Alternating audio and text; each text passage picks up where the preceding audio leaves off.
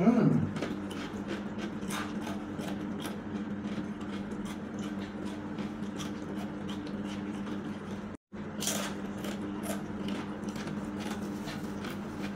tunggu-tunggu. Lama kita duk cari.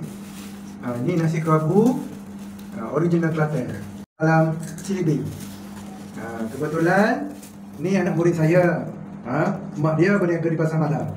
Kita tengok apa yang ada dalam nasi kerabu.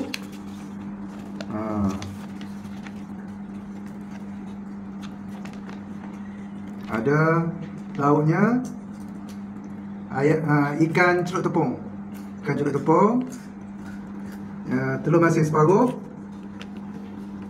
solok lada, RM10 berbaloi. Dan ni pula saya beli juga nasi kerabu. Ni nasi kerabu lauk paru belada.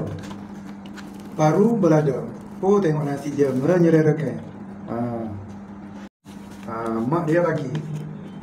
Mak dia bagi kat saya nasi dagang ayam gulai, kari ayam, kuah kari ayam. Saya minta bulan lebih. Saya memang suka bulan lebih. Nasi kerabu saya mesti minta bulan lebih. Ni pun saya beli 20 ekor.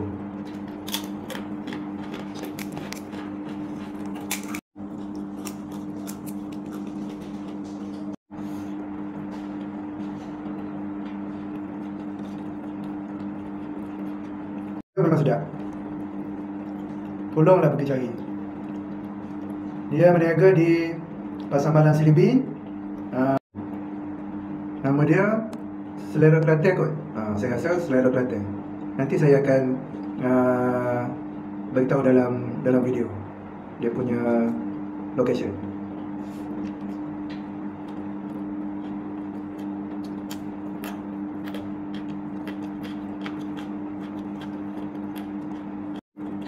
Puas hati.